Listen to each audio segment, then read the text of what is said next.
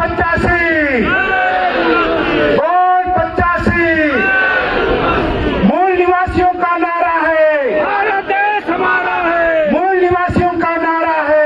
भारत देश हमारा है। बहुत बहुत धन्यवाद।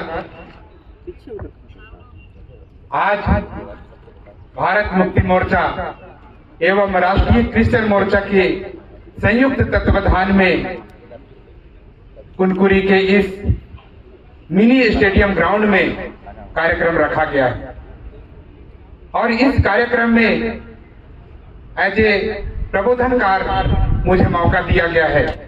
मैं यहाँ की जिला यूनिट को हार्दिक आभार व्यक्त करता हूँ, उन्हें धन्यवाद ज्ञापित करता हूँ।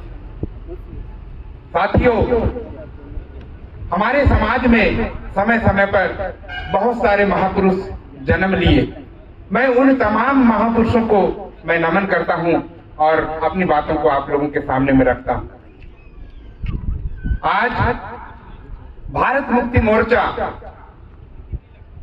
और राष्ट्रीय क्रिश्चियन मोर्चा के बैनर में हम सभी लोग इकट्ठे हुए। इससे पहले तो हम लोगों का ऐसा बैठना नहीं होता था, लेकिन आज ही हम लोगों को इस प्रकार का बैठना, धूप में सिकाना क्यों पड़ रहा है? आज हम सभी को जानने और समझने की आवश्यकता है। आज एससी के ऊपर में, एसटी के ऊपर में, ओबीसी के ऊपर में और माइनॉरिटी के ऊपर में अन्याय हो रहा है और अन्याय से लड़ने के लिए भारत मुक्ति मोर्चा संगठन स्थापित कर रहा है। और ये जो संगठन है साथियों, 6743 जाति के टुकड़ों को जोड़ करके बनाना चाहता है और 6743 जाति के टुकड़ों को क्यों जोड़ना चाहता है? मैं आप लोगों को इस मंच के माध्यम से बताना चाहता हूं कि सारे लोग प्रताड़ित हैं, इसलिए जिनके ऊपर में शोषण हो रहा है, जिनके ऊपर में अत्याचार हो रहा है, उनको संगठित शक्ति का निर्माण करना होगा और संगठित शक्ति को बनाने के लिए हम सभी को एक मंच में आना होगा। यहाँ पर भारत मुक्ति मोर्चा और राष्ट्रीय क्रिश्चियन मोर्चा के संयुक्त तत्वावधान में हम सभी लोग बैठे हैं और यहाँ पर विषय लगाया गया है। पहला विषय लगाया गया है, धर्म के नाम पर मूल निवासियों के ऊपर लगातार हो रहे अन्याय और अत्याचार के विरोध में संविधान के अनुच्छेद 25 में निहित मौलिक अधिकार का उल्लंघन है। दूसरा विषय है, आदिवासियों के जल जंगल जमीन को सरकार द्वारा जबरदस्ती कब्जा कराना संविधान के विशेष अधिकार 5वीं अनुसूची का हनन है। मूल निवासी एससी, एसटी, ओबीसी द्वारा संगठित शक्ति का निर्माण किए बगैर आजादी संभव नहीं है। मैं इन 3 विषयों पर आप लोगों के बीच में अपनी बातों को रखूंगा।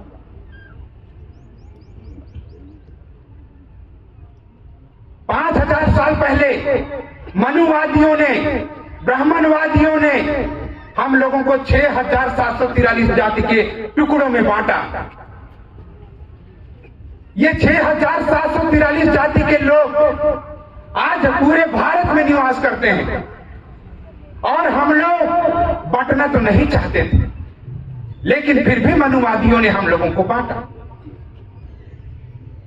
1885 में बिरसा मुंडा ने अलग अलग जातियों को जोड़ा और 20,000 से ज्यादा आदिवासियों को उन्होंने संगठित किया और संगठित शक्ति के द्वारा उन्होंने जमींदारों के खिलाफ, अंग्रेजों के खिलाफ लड़ाई लड़े। आज हमारे एससी, एसटी, ओबीसी के लोग, जिनको बाबा साहब ने संविधान में आर्टिकल 25 अधिकार दिए और अधिकार देने के बाद में उन्होंने कहा कि जाओ मेरे देश के लोगों, किसी भी धर्म को मान सकते हो, मैं तुम्हारे लिए अधिकार देता हूं। जब बाबा साहब ने हमारे लोगों को यह अधिकार दिया तो कौन लोग हैं जो हम लोगों को अधिकार वंचित करना चाहते हैं, हमारे मौलिक अधिकार का हनन कर रहे हैं। मैं उन तमाम मौलिक अधिकार का हनन करने वाले तनातनियों को यह संदेश देना चाहता हूं कि हमारे मौलिक अधिकार का हनन तुम बिल्कुल नहीं कर सकते हो। आर्टिकल 13(3) में लिखा है कि हमारे मौलिक अधिकार का एक बिंदु, एक मात्रा तुम खत्म नहीं कर सकते, हटा नहीं सकते। तो तुम हटाने का प्रयास क्यों कर रहे हो? अगर आप हटाने का प्रयास करते हो तो हम लोगों को बोलने का अधिकार बाबा साहब ने आर्टिकल 19 भी दिया है। आज यहां पर बैठ करके हमारे मौलिक अधिकार का उपयोग करते हुए हम लोग ये बात रखना चाहते हैं कि हमारे मौलिक अधिकार का हनन तुम नहीं कर सकते। आज एससी, एसटी, ओबीसी के लोग अलग अलग लड़ाई लड़ रहे हैं और अलग अलग लड़ाई लड़ने से हम लोगों की समस्याओं का समाधान नहीं होगा। अलग अलग लड़ाई लड़ने से हम लोग अलग अलग मारे जाएंगे, अलग अलग प्रताड़ित किए जाएंगे। आज आप लोग बस्तर एरिया में जा सकते हैं तो जाइए, वहां पर देखिए हमारे जो एससी, एसटी, ओबीसी के लोग 32 जगह आंदोलन कर रहे हैं और अपना अलग अलग नेतृत्व में लड़ाई लड़ रहे हैं। यहां पर आप अंबिकापुर से आगे चले जाइए, वहां पर हमारे आदिवासी लोग जल जंगल जमीन की लड़ाई लड़ रहे हैं और सेग्रीगेट होकर के अलग लड़ाई लड़ रहे हैं। यहां पर आप जसपुर में आएंगे तो यहां पर हमारे एससी, एसटी, ओबीसी के लोग अलग अलग लड़ाई लड़ रहे हैं। सारे जगह अलग अलग लड़ाई लड़ने से हम लोगों की ताकत है वो कमजोर हो रही है, और हम लोगों की जो ताकत है वो कमजोर हो रही है तो दुश्मन हम पर हावी हो रहा है। बाबा साहब ने संविधान लिखा और संविधान में हम लोगों को संवैधानिक पहचान दे करके उन्होंने जोड़ना चाहा, और जोड़ने के लिए ओबीसी के समाज के लोगों को जोड़ने के लिए 3743 जाति के टुकड़ों को जोड़ने के लिए उन्होंने अदर बैकवर्ड क्लास एक कैटेगरी बनाया। 341 में 1406 जाति से ज्यादा शेड्यूल कास्ट के लोगों को जोड़ने के लिए एक संवैधानिक नाम दिया, अनुसूचित जाति।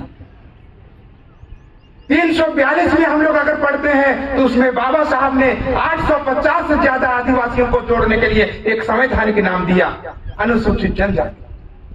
बाबा साहब ने हम लोगों को जोड़ने के लिए एससी, एसटी, ओबीसी बनाया। लेकिन आज हमारे जो पढ़े लिखे लोग हैं वो हमारे देश में 6 लाख से ज्यादा संगठन बना दिए, और 6 लाख से ज्यादा संगठन बना करके अपने आप को अध्यक्ष मानते हैं, और एक अध्यक्ष दूसरे अध्यक्ष का बात नहीं मानता है और ये बोलता है मैं भी तो अध्यक्ष हूं, मेरी विचारधारा, मैं आपके साथ क्यों आऊं। और ये जो अध्यक्ष होते हैं वे किसी विचारधारा को नहीं मानते हैं और अपना विचारधारा हमारे लोगों के ऊपर में थोपते हैं, और थोपने से क्या होता है, हम लोग आपस में बंट जाते हैं। जैसा कि मैंने आप लोगों को बताया 6 लाख से ज्यादा टुकड़े हमारे पढ़े लिखे लोगों ने किया। आज माननीय वामन मेश्राम के नेतृत्व में हम सभी को एक नाम दिया गया है, मूल निवासी। और वामन मेश्राम ने मूल निवासी नाम ऐसे ही नहीं दिया। संविधान के आर्टिकल 244 में आप लोग पढ़ेंगे, जिसको हम लोग 5वीं अनुसूची बोलते हैं। 5वीं अनुसूची में लिखता है कि तुम लोग मालिक हो, और मालिकों को मूल निवासी कहा जाता है। और हम सभी मूल निवासी लोग यहां पर अपने संवैधानिक अधिकारों के लिए इकट्ठा हुए। इससे पहले हम लोगों को अलग अलग संगठन में बैठाया गया, अलग अलग ग्रुप में बैठाया गया, और हम लोगों को ये बात नहीं बताई गई। और जब बात नहीं बताई गई तो हम सभी लोग दिग्भ्रमित हो गए, और दिग्भ्रमित होने के कारण एक मंच में नहीं आ पाए।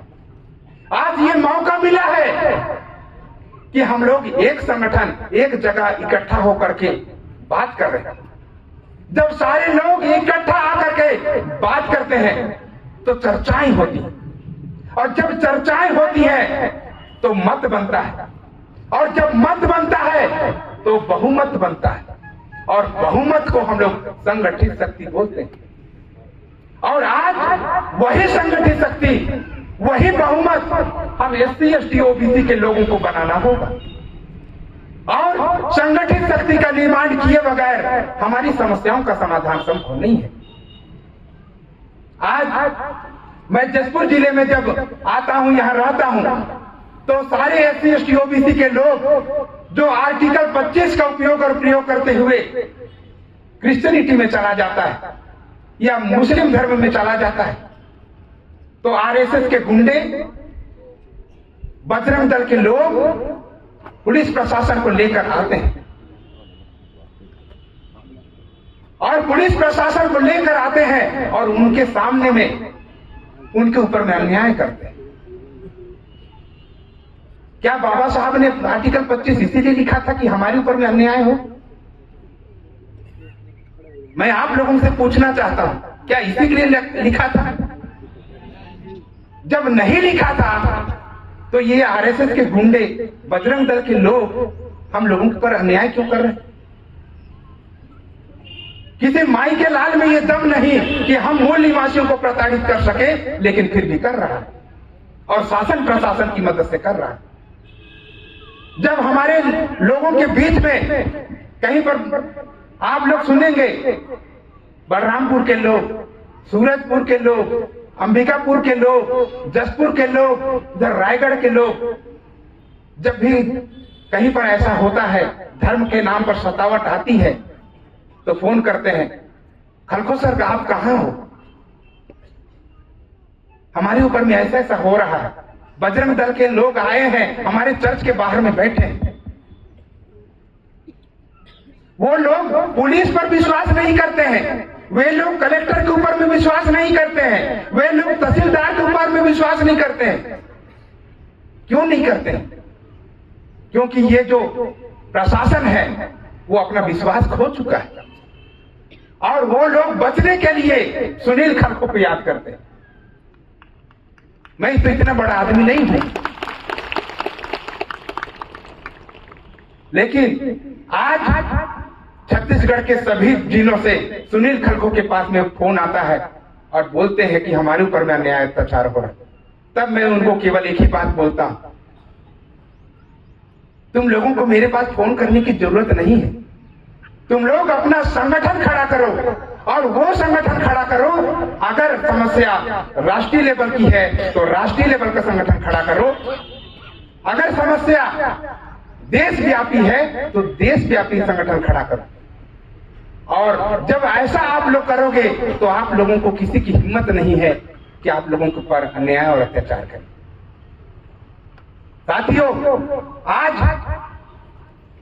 सबसे ज्यादा हमारे छत्तीसगढ़ के बस्तर जिले में और हमारे जसपुर जिले में जितने भी माइनॉरिटी के लोग हैं, मुसलमान लोग हैं, क्रिश्चियन लोग हैं, उनके ऊपर में सबसे ज्यादा अन्याय और अत्याचार हो रहा है और प्रशासन अपना मुंह बंद करके अन्याय और अत्याचार होते हुए देखता है।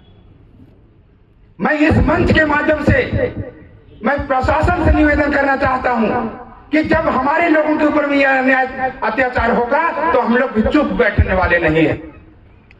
हम लोग इसका जवाब देना जानते हैं। और आज ये जो भीड़ यहाँ पर है, इससे बड़ा भीड़ खड़ा करके हम लोग इसके विरोध में तुम्हारे सामने प्रोटेस्ट करेंगे।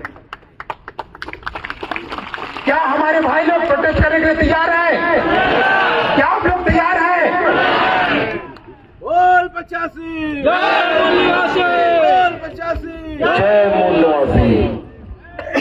साथियों, आज SC ST OBC के लोग जिनको बाबा साहब ने कैटेगरी में ला करके एक जगह जोड़ने का काम किया था, बाबा साहब ने शेड्यूल कास्ट फेडरेशन में प्रबोधन करते हुए कहा, शेड्यूल कास्ट के फेडरेशन में बाबा साहब ने प्रबोधन करते हुए कहा, केवल शेड्यूल कास्ट के इकट्ठा होने से लड़ाई जीतना संभव नहीं है। केवल आदिवासी के इकट्ठा आने से लड़ाई जीतना संभव नहीं है। SC ST OBC को चाहिए कि वे लोग एक मंच में आए। आज भारत मुक्ति मोर्चा हम सभी को इकट्ठा करने के लिए ये कार्यक्रम लगाया। क्या हम भारत मुक्ति मोर्चा को पूरे छत्तीसगढ़ में स्थापित करने के लिए साथ सहयोग देंगे। मैं आप लोगों से इधर राइट साइड वालों से पूछना चाहता हूं, क्या आप लोग साथ सहयोग देंगे? सामने वाले क्या आप सभी लोग देंगे? साथियों, उधर में हमारे बरगद पेड़ के नीचे में बैठे हैं, मैं उनसे पूछना चाहता हूं, क्या आप लोग भारत मुक्ति मोर्चा को साथ सहयोग देंगे? बहुत बहुत धन्यवाद साथियों। आप सभी लोगों का ये उत्साह देख करके मुझे लग रहा है कि अब हमारे संगठन को कोई भी परास्त नहीं कर सकता। मैं आप लोगों को एक चीज और बताना चाहता हूं। 8 अक्टूबर 2013 में माननीय सुप्रीम कोर्ट ने हम लोगों को बताया था और जजमेंट दे करके बताया था कि ईवीएम से फ्री, फेयर एंड ट्रांसपेरेंट चुनाव नहीं होता है। सुप्रीम कोर्ट ने कहा था, ये सुप्रीम कोर्ट का कथन है साथियों, कि ईवीएम मशीन से चोरी होती है। और ये क्यों लाया गया उसको भी आप लोगों को थोड़ा सा आप बताना चाहूंगा। 1982 में हमारे बहुजन समाज के नेतृत्व माननीय काशीराम साहब ने कहा, वोट हमारा, राज तुम्हारा, नहीं चलेगा, नहीं चलेगा। एक बार में हमारे लोग नहीं सुने, 2 बार में नहीं सुने, तो माननीय काशीराम ने दोबारा कहा, वोट हमारा, राज तुम्हारा, नहीं चलेगा, नहीं चलेगा।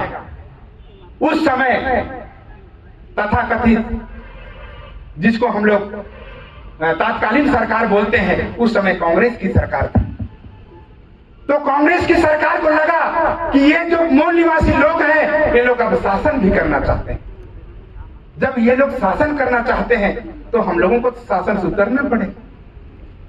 जब हम शासन से उतर जाएंगे तो ये लोग जो हम लोग इनके ऊपर में अन्याय कर रहे हैं, वही अन्याय इन लोग हमारे साथ भी कर सकते हैं। तब कांग्रेस के लोग ईवीएम को लेकर आते हैं और 2004 और 2009 में ईवीएम से सरकार बनाते हैं, ईवीएम में घोटाला करके सरकार बनाते हैं।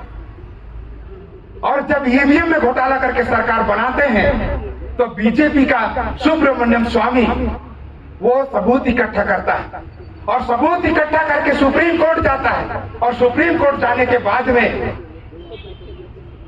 केस लगाने के बाद में सुप्रीम कोर्ट में वो ये जो सुप्रीम कोर्ट में जो जजमेंट है उसको जीतता है। और जीतने के बाद में जब कांग्रेस के पास में जाता है तो आप लोगों के जो कारनामे हैं उसका खुलासा मैंने किया है। तब कांग्रेस के लोग बोलते हैं, इसका खुलासा ज्यादा मत करना। कितना करना? थोड़ा सा करना। क्या करना? ईवीएम में फ्री, फेयर एंड ट्रांसपेरेंट चुनाव नहीं होता, इतना ही करना, बाकी को मत बताना। जब ऐसा होता है तब सुब्रमण्यम स्वामी और बीजेपी के साथ में लोग समझौता करते हैं और समझौता में यह होता है कि हम लोगों ने 2 बार ईवीएम में घोटाला करके जीता, तुम लोग भी 2 बार घोटाला करके जीते। अभी बीजेपी को वो लोग देते हैं और बीजेपी 2009, 2014 और 2019 में इन लोग ईवीएम में घोटाला करके चुनाव जीतते हैं। और हमारे मूल निवासियों को, जिसको संविधान बोलता है मालिक लोग हैं, मालिकों को प्रतिनिधित्व विहीन कर देता है। और आज हम लोग अपने संवैधानिक अधिकारों के लिए धूप में बैठे हैं। आजादी के 75 साल बीत गए, लेकिन हम लोग अपने संवैधानिक अधिकारों को आज तक नहीं पाए। हम लोगों को जागने की आवश्यकता है। वामन मेश्राम साहब ने लगातार केस फाइल किए और उन्होंने ईवीएम मशीन के साथ में बैलेट पेपर लगवाया, वामन मेश्राम ने लगवाया। और वामन मेश्राम ने केस जीत करके बैलेट पेपर लगवाया और उन्होंने कहा कि बैलेट पेपर से चोरी पकड़ी जाएगी। आप लोगों को वामन मेश्राम हमेशा ये बता रहे हैं ये बैलेट पेपर क्या है, तो उन्होंने एक उदाहरण दिया। जब किसी बहन का शादी होता है और शादी होती है तब वो अपना कान का बाली है, झुमका है, बिंदिया है, सारे को सजा के निकलती है। वैसे ही जो चुनाव आयोग है ईवीएम मशीन को सजाती है। किससे सजाती है? बैलेट पेपर बॉक्स से सजाती है। और हम लोगों को बोलते हैं देखो हम लोग इधर बैलेट पेपर भी लगाए, वीवीपैट मशीन लगाए हैं। और जैसे ही वीवीपैट में हम लोग दबाते हैं, बटन दबाते हैं, तो वहां पर पर्ची गिरता है और हम लोगों को जानकारी होता है कि मैंने कांग्रेस में दिया है कि बीजेपी में दिया है। लेकिन जैसे ही हम लोग उसको काउंटिंग के लिए जाते हैं तो वहां पर जो वीवीपैट मशीन है उसको रख देते हैं। कैसे रखते हैं? जब हमारी बहन अपने ससुराल चली जाती है, शादी खत्म, तो अपना झुमका निकाल करके बाहर रख देती है। वैसे ही चुनाव खत्म, जो वीवीपैट मशीन है वो गायब। और ईवीएम मशीन को केवल गिनती करते हैं, और ईवीएम मशीन से केवल गिनती करते हैं तो वोट का पता नहीं चलता है। पर्ची का गिनती नहीं है, मिलान नहीं है, और मशीन से निकलने वाले जो वोट है और वहां पर वीवीपैट से निकलने वाली जो पर्चियां हैं उसका मिलान नहीं होता है। यहीं पर जो घोटाला है वो यहीं पर संपन्न होता है साथियों। और ये जब घोटाला होता है तो हम लोगों का मनपसंद वाला सरकार नहीं बनता है, और जब मनपसंद वाला सरकार नहीं बनता है तब वो अपना नियम जबरदस्ती थोपने का कोशिश करता है। हमारे देश में हम लोगों को धर्म के नाम पर लड़ाया जा रहा है, जाति के नाम पर लड़ाया जा रहा है, और ये लड़ाने वाले 3.5% लोग, 3.5% के लोग हम पर अन्याय नहीं कर सकते लेकिन फिर भी करते हैं। साथियों, जब ईवीएम मशीन से ऐसा घोटाला होता है तो हम लोग घोटाला की सरकार में हम लोग जीते हैं। तो जो लोग अन्याय करते हैं वही लोग घोटाला करते हैं, जो लोग अन्याय करना चाहते हैं वही लोग घोटाला करते हैं, जो लोग अत्याचार करना चाहते हैं वही लोग घोटाला करते हैं। इसका मतलब ये जो सरकार है वो असंवैधानिक सरकार है, और असंवैधानिक सरकार को हम बिल्कुल नहीं मानते। क्या आप लोग मानते हैं? साथियों, आने वाले 2024 का जो चुनाव होगा, ये जो चुनाव होगा बैलेट पेपर से होना चाहिए। अगर बैलेट पेपर से चुनाव नहीं होता है तो हम सभी लोग अपने अपने बूथ में ईवीएम फोड़ने का काम करेंगे, और ईवीएम को फोड़ेंगे, हम लोग बैलेट पेपर से चुनाव करवाएंगे और बैलेट पेपर से हम लोग अपनी सरकार बनाएंगे। आप लोग ऐसा करोगे? मैं इसी आशा उम्मीद के साथ अपनी बातों को मैं यहीं पर समाप्त करता हूँ।